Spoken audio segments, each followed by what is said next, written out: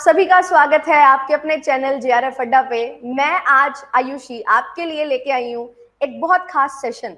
आप अक्सर हमें देखते हो, आपके लिए हम क्लासेस लेते हैं, आपके लिए हम बहुत सारी स्ट्रेटजी वीडियोस बनाते हैं एंड अपना एक्सपीरियंस शेयर करने की कोशिश करते हैं इंडिविजुअली अपने सब्जेक्ट से रिलेटेड। बट आज कुछ खास हम करने वाले हैं। जूही मैम का एक्सपीरियंस आप सभी के साथ मैं शेयर करवाना चाहती हूँ, क्योंकि जूही मैम ने बहुत ही सही टाइम इन द सेंस अपने मास्टर्स के साथ साथ इस एग्जामिनेशन को क्रैक किया। और ना सिर्फ यूजीसी नेट जेआरएफ क्रैक किया, उन्होंने गेट एग्जामिनेशन भी क्रैक किया है। तो कैसे उनका जो एक्सपीरियंस है वो आप सभी के लिए हेल्पफुल हो सकता है, हम सभी के लिए हेल्पफुल हो सकता है, वो सारी चीजें हम जानते हुए चलेंगे। एंड वेलकम करते हैं जूही मैम का, आप सभी भी वेलकम करिएगा and yes like and share कर दीजिए सेशन को। ये सेशन बहुत कुछ इनसाइट्स आपको प्रोवाइड करेगा जो आपको हेल्प करेंगी आपके एग्जामिनेशन को क्रैक करने में। So welcome Juhi ma'am, welcome to the channel. आपका ही चैनल है हमारा, हम डेली आते हैं बट आज कुछ खास हम प्लान कर रहे हैं। एंड यस ये आपका ही आइडिया था कि कुछ हमें एक्सपीरियंस शेयर करना चाहिए बच्चों के साथ, सो दैट उनको रिलेटिविटी लगे एंड रिलेटेबल एक्सपीरियंस जो होगा तो वो उनको हेल्प कर सकता है। तो आज बिल्कुल आपके बारे में जानेंगे, कैसे ये जर्नी स्टार्ट होती है एंड किस तरीके से आपने ये माइलस्टोन अचीव किया। एंड आप बहुत सारे थाउजेंड्स ऑफ स्टूडेंट्स को हेल्प करते हो रेगुलर क्लासेस से, अपने जो भी एक्सपीरियंस है उससे। तो चलिए स्टार्ट करते हैं, आपका इंट्रोडक्शन बिल्कुल जरूर जानना चाहेंगे हम। Thank you so much ma'am for this introduction. सब कुछ आपने ऑलरेडी बता ही दिया है, तो बाकी जो भी स्टूडेंट्स मुझे पहली बार देख रहे हैं या आयुषी मैम को पहली बार देख रहे हैं, आप लोगों के लिए इस चैनल पर हम लोग यूजीसी नेट जेआरएफ के लिए क्लासेस लेकर आते हैं। मैं पेपर 1 में आपके लिए हायर एजुकेशन कम्युनिकेशन की क्लासेस लेती हूँ। आयुषी मैम आपके लिए डीआई की क्लासेस लेती हैं। इसके साथ ही पेपर 2 सब्जेक्ट कॉमर्स को आपको पढ़ाती हूँ, मैं आपको सोशोलॉजी पढ़ाती हूँ। अब आज का ये जो सेशन है उसका मेन मोटिव हमारा ये था, रिपीटेडली जैसे अब एग्जामिनेशन डेट हमारे पास आ चुकी है, स्टूडेंट्स का एक ही डाउट बना हुआ है जो हमेशा डे 1 से मेरे पास जो आता है कि मैम क्या हम लोग मैथ्स और डीआई को स्किप कर सकते हैं। तो यही चीज पे आज हम लोग जो है चर्चा करने वाले हैं या बात करने वाले हैं, और मेरा एक्सपीरियंस मैं आपको शेयर करने वाली हूँ। क्योंकि अक्सर ये होता है कि ह्यूमैनिटीज बैकग्राउंड, एक ये स्टीरियोटाइप बना हुआ है कि ह्यूमैनिटीज बैकग्राउंड वाले बच्चे हैं वो मैथ्स में वीक होंगे या उनका मैथ्स अच्छा नहीं होता है, और ये चीज हमने खुद भी अपने लिए बैरियर बना के रखी है कि हम तो ह्यूमैनिटीज बैकग्राउंड से, हमें तो मैथ्स से कुछ लेना देना नहीं है, हमसे तो होगा नहीं। बट ये चीज को हमें कैसे ब्रेक करना है, मैंने क्या स्ट्रैटेजी अपनी प्रिपरेशन के टाइम पे फॉलो की थी, मैंने भी आयुषी मैम से पढ़ा है, तो मैम ने मुझे क्या सजेस्ट किया था, तो यही जो एक कंबाइंड हमारी स्ट्रैटेजी है या कैसे आपको अब प्रिपेयर करना चाहिए जून एग्जामिनेशन के लिए, वो आज के सेशन में हम लोग शेयर करने वाले हैं। तो मैम स्टार्ट करते हैं अपना सेशन। तो बिल्कुल आपसे ही जानना चाहूंगी मैं सबसे पहले, जैसा आपने बताया कि मैथ्स डीआई नहीं करते हम, है ना, 10th के बाद नहीं करते, तो सेम आपके साथ भी यही सेम केस था। तो हर यूनिट आपको आए ऐसा जरूरी नहीं है, बट आपने कुछ ना कुछ जुगाड़ तो लगाया होगा, है ना, अगर मैं बिल्कुल देसी भाषा में बोलूं कि कुछ ना कुछ इस तरीके से डिकोड की होंगी चीजें जो आपको हेल्प कर पाई आपका जेआरएफ लेने में। और जैसा कि हम सभी जानते हैं सोशियोलॉजी की कट ऑफ जो है वो बहुत ज्यादा हाई जाती है एंड 220 प्लस 230 प्लस इस तरीके की कट ऑफ रहती है। तो किस तरीके से आपने मैनेज किया कि जो मुझे यूनिट्स नहीं आ रही हैं उनको मैं करूं एंड कितना उनको कवर किया, वो सारी चीजें जो है बिल्कुल बताइए जो स्टूडेंट्स के लिए बहुत हेल्पफुल होने वाली है। मैम सबसे पहली चीज तो यही है कि अगर आप सोच रहे हो मैथ्स और डीआई हम लोग छोड़ के चले जाएं, तो आप ये मान के चलो आप खुद ही वो कंपटीशन से बाहर हो रहे हो, आप जीआरएफ क्लियर कर ही नहीं सकते। कट ऑफ हमारा 224 228 230 कट ऑफ तक जा रहा है, तो अगर आप पेपर 2 में 100 आउट ऑफ 100 क्वेश्चन भी सही करके आ जाओ तो भी आप जीआरएफ क्लियर नहीं कर पाओगे। तो सीधी सी बात है, हमें मैथ्स और डीआई को स्किप नहीं करना है, सबसे पहली बात। दूसरी चीज ये है, मैथ्स और डीआई करने का एक जो बेनिफिट मैंने अपनी प्रिपरेशन के टाइम पे समझा, थियोरिटिकल पोर्शन में कितना भी कवर कर लूं, स्पेशली हमारे सब्जेक्ट में क्रोनोलॉजी वाले क्वेश्चन पहले भी पूछे जाते थे और अब तो एनटीए ने कुछ ज्यादा ही मेहरबानी कर दी है, तो अब तो पेपर 1 पेपर 2 दोनों में ही पूछे जा रहे हैं। तो थियोरिटिकल पोर्शन आप कितना भी कवर कर लो, उसमें आपको कुछ ऐसी चीजें हैं जो आप नहीं कवर कर पाओगे। बट एक चीज ये मैंने समझ ली कि अगर मैंने मैथ्स और डीआई में बेसिक कैलकुलेशन अगर मैंने सीख लिया, जुगाड़ मैंने क्या लगाया, अगर मैं ऑप्शन से आंसर निकालने की कोशिश कर लूँ, जैसे मैथमेटिकल रीजनिंग में मैं ये कर लेती थी, डीआई कैलकुलेशन मुझे ये पता है कि मुझे मल्टीप्लीकेशन डिवीजन आता है, मुझे एडिशन सब्ट्रैक्शन आता है, मतलब मैं डीआई सॉल्व कर सकती हूँ। और यही चीज मैंने अपनी प्रिपरेशन के टाइम पे की है। जैसे मैथ्स और डीआई काफी हद तक सिमिलर लगता है, दोनों का फियर होता है, बट मुझे लगता है कि कंपैरेटिवली मेरे लिए डीआई इजी था, क्योंकि डीआई में हाँ थोड़ा सा कैलकुलेशन का खेल था। मैथ्स में जो जैसे कंपाउंड इंटरेस्ट है, अगर बेसिक लेवल के क्वेश्चन है तो वो मुझसे हो रहे हैं, बट अगर वो थोड़ा सा एक लेवल ऊपर जा रहा है तो वो मुझसे नहीं हो रहा है। तो मैंने ये चीज डिसाइड किया कि अगर मैथ्स में ऑन एन एवरेज 5 क्वेश्चन आ रहे हैं तो मैं उसमें से ये ट्राई करूं कि 2 से 3 क्वेश्चन में अपने सही करूं। जैसे कोडिंग डिकोडिंग मुझे ट्राई करना है कि 100% मेरा सही हो, क्योंकि उसमें आपको इतना ज्यादा प्रॉब्लम नहीं होगी, अगर आपने प्रैक्टिस की है, कुछ सिमिलर पैटर्न वाले क्वेश्चन सॉल्व किए हैं तो वो आपसे हो जाएंगे। तो कोडिंग डिकोडिंग आप कर सकते हो, नंबर सीरीज के क्वेश्चन आप कर सकते हो, ब्लड रिलेशन वाला टॉपिक से हमारा सिटिंग अरेंजमेंट वाले क्वेश्चन है, एज वाले क्वेश्चन है। तो इस तरह की जो चीजें हैं, थोड़ा सा रीजनिंग वाला जो पोर्शन है मैथ्स में बेसिकली, वो मैंने ट्राई किया कि ये मैं इसमें बिल्कुल अपना 100% स्कोर करने जाऊं। अब बाकी जो कॉन्सेप्ट्स मेरे बच गए, जैसे ज्योमेट्री है, वो मेरे लिए ऑल टाइम डिफिकल्ट है, वो मुझसे नहीं होगा। तो उसको मैंने ट्राई किया कि चलो मैं स्किप करने का रिस्क ले सकती हूँ, क्योंकि वैसे भी आपके सब्जेक्ट में जरूरी नहीं है कि ज्योमेट्री का क्वेश्चन आए ही आए। तो अगर मैं वो 2 मार्क्स बिल्कुल। के लिए, जिसकी कोई श्योरिटी नहीं है आएगी या नहीं आएगी, तो उसको मैंने देखा कि यहाँ पे चलो मैं चांस थोड़ा सा ले सकती हूँ। सिमिलरली सिंपल इंटरेस्ट है, कंपाउंड इंटरेस्ट है, तो उसमें मैंने एटलीस्ट ये ट्राई कर लिया कि मुझे ये बेसिक आता हो कि सिंपल इंटरेस्ट कैसे कैलकुलेट करते हैं, कंपाउंड इंटरेस्ट कैसे कैलकुलेट करते हैं। क्योंकि आपको पता नहीं, अगर आपकी किस्मत खराब हुई, हो सकता है डीआई आपका simple interest compound interest based आ जाए। तो एटलीस्ट आपको इतना तो आना चाहिए कि उसका बेसिक मीनिंग बताओ, बेसिक फॉर्मूला हमें पता हो कैसे कैलकुलेशन कर सकते हैं। और जैसे मिक्सचर एंड एलिगेशन वाले क्वेश्चन है, वो मुझसे कभी नहीं हुए। तो मैंने वहां पे ये ट्राई कर लिया कि अगर मैं ऑप्शंस के थ्रू, क्योंकि नेगेटिव मार्किंग है नहीं, तो तुक्का लगाने का भी तरीका देख लिया कि कैसे ऑप्शंस के थ्रू अपने आंसर निकाला जा सकता है। तो इस तरह से मैंने मैथ्स को थोड़ा हैंडल कर लिया। बट डीआई में मैंने जरूर ट्राई किया कि मैं डेली एक डीआई हमेशा सॉल्व करूं, क्योंकि डीआई जैसे अभी से भी मैं देखूं 50 डेज मेरे पास है। मैंने जब अपनी प्रिपरेशन स्टार्ट की थी तो तब भी लगभग इतना ही टाइम मेरे पास था, क्योंकि सडनली नोटिफिकेशन आ गया कि फेब्रवरी मार्च में एग्जामिनेशन होगा, तो मेरे पास भी लगभग 50-60 डेज ही थे। तो मैंने भी ये ट्राई किया कि डीआई को मैं डेली एक डीआई तो करना ही है। इनिशियल पीरियड में ऐसा हो रहा था कि मुझे एक एक घंटा लग रहा था एक डीआई को सॉल्व करने में, क्योंकि इतनी हैबिट नहीं है, बेसिक कैलकुलेशन भी गलत हो रही थी। बट जब आप करते हो, जब आप वो हैबिट छोड़ते नहीं हो ना कि नहीं ये मुझे करना है, वो करना है, बट जब आपने सोच लिया कि ये करना है, आप डेली करोगे, तो वो चीजें भी कहीं ना कहीं हो जाती हैं। फिर बाकी मैंने मैम की क्लासेस को रेगुलरली फॉलो किया है। अगर आप वो उस टाइम के क्लासेस भी देखो तो लाइव चैट में, शायद हर लाइव चैट में आपको मेरा नेम भी दिख जाएगा। तो ये बिल्कुल चीज जो बिल्कुल। मुझे लगता है कि मैंने की है कि एक मैंने ट्राई किया है कि मैम की वीडियो से देखे समझूं जो भी कॉन्सेप्ट है कैसे सॉल्व करना है। बट आपको खुद से भी टाइम जरूर देना है। जब तक आप खुद से बिना किसी वीडियो को देखे खुद से क्वेश्चन सॉल्व करने का ट्राई नहीं करोगे, वो चीज आपसे एग्जामिनेशन में नहीं होगी। तो ये कुछ चीजें हैं जो मैंने अपनी प्रिपरेशन के टाइम पे फॉलो की। बाकी फिर मैम से मैंने थोड़े बहुत टिप्स लिए थे, तो वो मैं चाहूंगी कि मैम आप सभी को बताएं थोड़ा सा। हाँ बिल्कुल, डीआई मैथ्स के टिप्स एंड ट्रिक्स यही है कि आपको प्रैक्टिस करनी पड़ेगी, और ये चीज को ध्यान में रखते हुए स्पेशली जेआरएफ अड्डा ने एक पहल की है, डेली एक डीआई और आरसी की प्रैक्टिस आपको करवाई जाती है।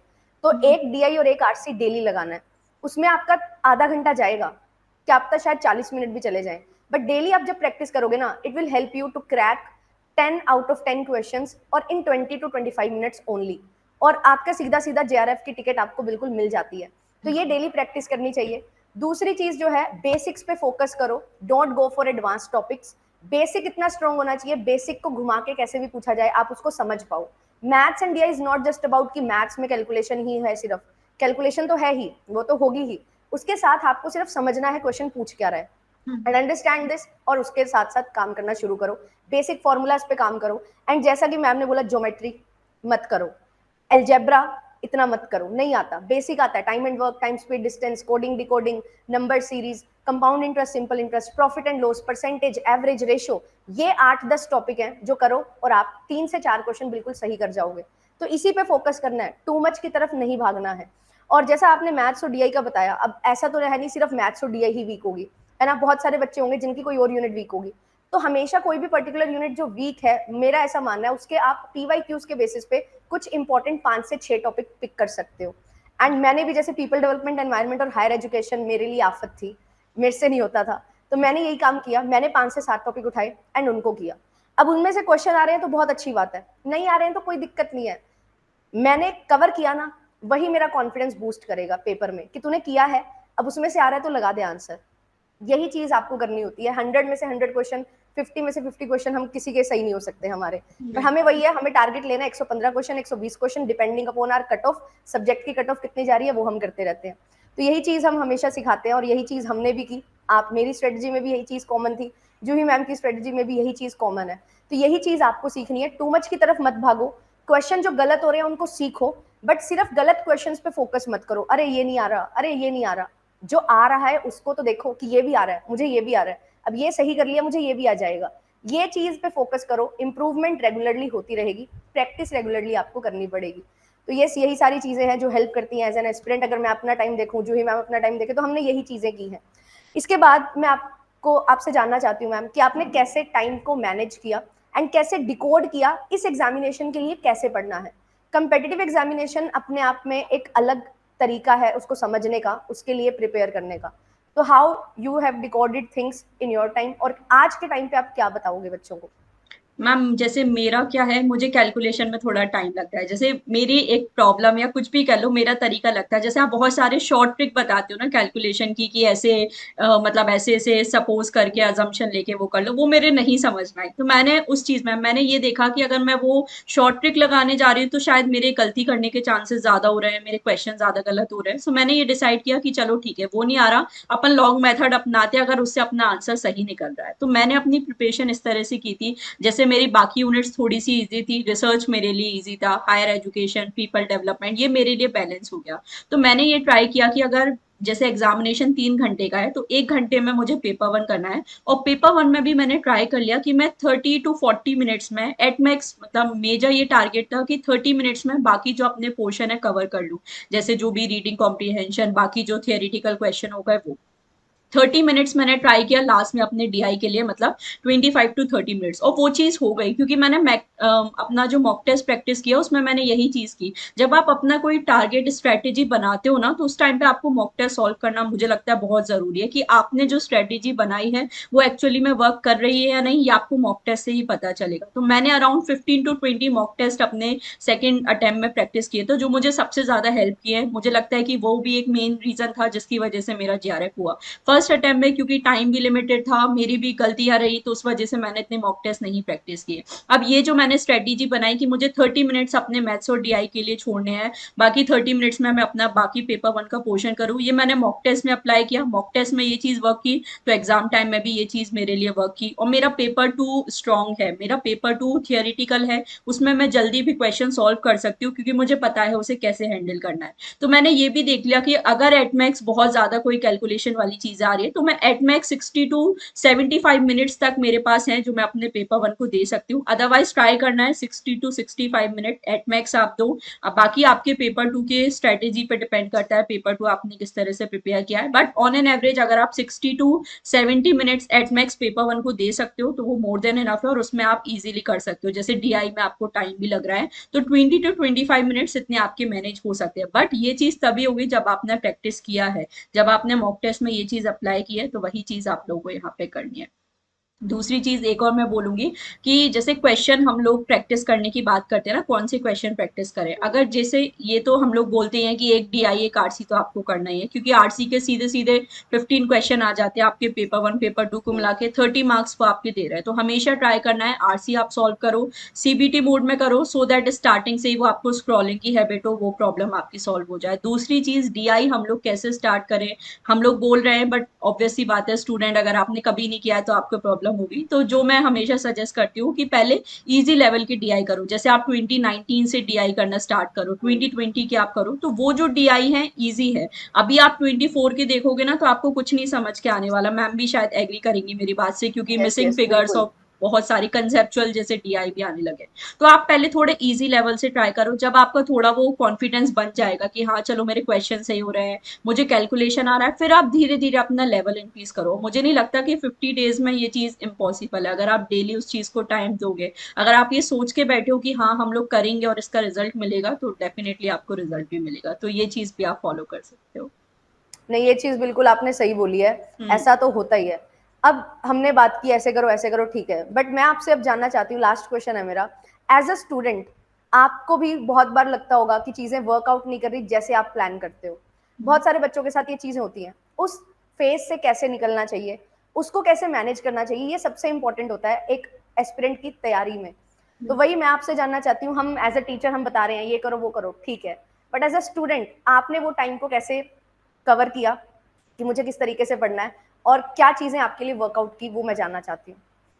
मैम एक तो यही चीज है कि अगर आप मॉक टेस्ट प्रैक्टिस करते हो ना तो आपको वो कॉन्फिडेंस आ जाता है, जो मुझे लगता है। जैसे मैंने भी इस बार काफी सारे स्टूडेंट से बात की तो उनका यही कहना था कि अगर हमने इतने सारे मॉक टेस्ट दिए हैं, वहां पे अगर हमारा स्कोर आ रहा है ना, तो कहीं ना कहीं वो स्कोर फिर एग्जाम में भी आता है, कॉन्फिडेंस आपका वहीं से आ जाता है। बट ऑब्वियसली ये चीज हमें भी फेस होती है कि एक एक घंटा दे रहे हैं चीजों को, फिर भी नहीं वर्कआउट हो रही है, तो वहां पे मुझे लगता है थोड़ा सा पेशेंस हमें रखने की जरूरत है। आपको अभी नहीं हो रही है, 2 दिन नहीं हो रही है, 4 दिन नहीं हो रही है, तो आप देखो कि आप गलती कहाँ पे कर रहे हो। वहां पर आप अपने जो भी मेंटोर्स हैं, एजुकेटर्स हैं, फ्रेंड्स हैं, उनकी हेल्प ले सकते हो। आई एम श्योर सब आपको हेल्प करते हैं। जैसे मुझे पर्सनली मैम ने हेल्प किया है कि आप ये मिस्टेक कर रहे हो, तो आपको अपनी जो मिस्टेक पता लगाना है वो बहुत जरूरी है। अगर आपसे रिपीटेडली 10-15 दिन हो गए कोई चीज नहीं हो रही है, मतलब आप कुछ ना कुछ गड़बड़ तो वहां पे कर रहे हो। अगर आप खुद से डिकोड कर सकते हो क्या गलती कर रहे हो तो वो सबसे बेस्ट है। अगर नहीं हो पा रही है, आप किसी भी अपने फ्रेंड्स की, एजुकेटर्स की, मेंटोर्स की हेल्प ले सकते हो। वो आपको बता सकते हैं कि अच्छा ये आप गलती कर रहे हो, इस चीज को ऐसे करके देखो तो शायद रिजल्ट आ जाए। तो आपको यहाँ पे एक राइट गाइडेंस, जो मुझे लगता है बहुत ज्यादा जरूरी है, ये आपको हेल्प करेगा। बाकी आपको लगे रहना है। अगर आप छोड़ दोगे, गिव अप कर दोगे, तो वैसे भी एग्जामिनेशन नहीं हो रहा, अब आपने गिव अप कर दिया तो जो रही गई कसर है वो भी यहाँ पे चली गई। तो लगे रहना है। अगर कुछ गलती हो रही है, रिपीटेडली चीजें गलत जा रही है, तो फिर अपना अप्रोच चेंज करके देखो, आपको जरूर रिजल्ट मिलेंगे। तो बस मैम यही था जो मैंने अपनी प्रिपरेशन के टाइम पे फॉलो किया था। चलिए बहुत बढ़िया, एंड बाकी यस मैं आप भी जरूर बोलना अपनी जरूर चाहूंगी। कुछ स्ट्रेटेजी बताओ जो आपने फॉलो किया है। जैसे नहीं, मैं आजकल हम ज़रूर लोग बोलना देखते हैं। चाहूँगी एक हाँ चीज़ हाँ। कि कंसिस्टेंसी ज़रूरी है, और वो मैंने हम्म, देखा है। एज़ अ स्टूडेंट जूही को मैंने देखा है कि वो कितना ज़्यादा कंसिस्टेंट है। हर क्लास में, हर टाइम पे होना एंड एक्टिवली पार्टिसिपेट करना, that is very, very important. हाँ, आपकी सिचुएशन अलग हो सकती है कि आप लाइव नहीं आ पा रहे, बट रिकॉर्डिंग आप देख रहे हो तो देखो, जैसे मैंने किया था। मैं हर क्लास लाइव नहीं देख पाती थी, तो मैं रिकॉर्डेड मोड पे शिफ्ट हो गई थी कि मुझे रिकॉर्डिंग देखनी है, बट मुझे कोई डाउट है या हो सकता है मुझे कुछ पूछना है, तो मैं उस दिन लाइव चली जाती हूँ। तो यही चीज़ आपको करनी है, कंसिस्टेंसी मेंटेन करनी है, और कंसिस्टेंसी इज द की।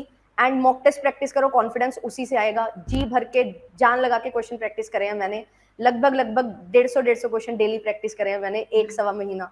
तो वही चीज़ आपको भी करनी है, वही मॉक टेस्ट ही हो गया एक हिसाब से। तो यही चीज़ें हेल्प करती हैं। और एक लास्ट चीज़ मैं पूछती हूँ, एक एग्जामिनेशन क्लियर किया है ना, हम बोलते हैं ये एग्जामिनेशन मेरे लिए बहुत इंपॉर्टेंट था, मेरे लिए ये एग्जामिनेशन बहुत इंपॉर्टेंट था और है, हम्म, आपके लिए भी ये एग्जामिनेशन बहुत इंपॉर्टेंट था और है। क्या चेंजेस इस एग्जामिनेशन ने आपके लिए लेके आए?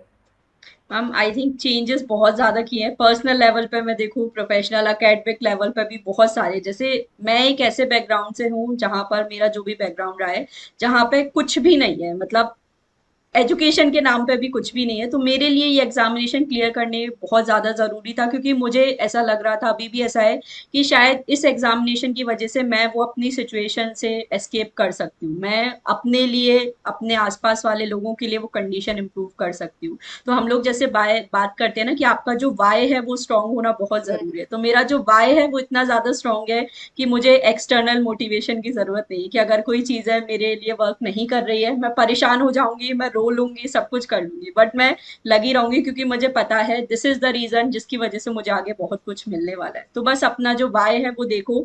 एक्सटर्नल मोटिवेशन से ज्यादा अगर इंटरनल मोटिवेशन आपके पास है तो उससे बेस्ट कुछ नहीं हो सकता। बाकी राइट गाइडेंस मुझे लगता है, जैसे मेरे पेरेंट्स हैं जो मुझे हमेशा सपोर्ट करते हैं, उनका ये होता था कोई बात नहीं, तो इतनी टेंशन मत ले, हो जाएगा। तो ये चीज भी आपको बहुत मोटिवेट करती है। इस चीज का गलत फायदा भी नहीं उठाना है कि चलो वो कुछ नहीं बोल रहे हैं, बट पॉजिटिव नोट पे चीजों को लेके चलो, तो पॉजिटिव रिजल्ट भी आपको जरूर मिलेंगे। तो सेम बस चीज, मैम यही। मतलब मैंने भी इस एग्जामिनेशन को, मैंने जितना सेक्रीफाइस कर सकती थी ना इस एग्जामिनेशन के लिए कर दिया, और किसी एग्जामिनेशन के लिए वो थॉट भी नहीं आता था। हम्म। मतलब लोग बोलते हैं क्या नेट जेआरएफ ही तो है, इतना टाइम आपको डिवोट करना पड़ेगा अपनी लाइफ का कि आप एकेडमिक में अपना करियर बना रहे हो, बिल्कुल। But this examination is just, मतलब मैं शब्दों में बयान ही नहीं कर सकती, बहुत चेंजेस आपके लाइफ में आते हैं, पर्सनली, प्रोफेशनली। आज हम आपके सामने बैठ के ये सेशन लेके आए हैं, शायद अगर हम इस एग्जामिनेशन की तैयारी ना करते तो ये चीजें पॉसिबल ना हो पाती।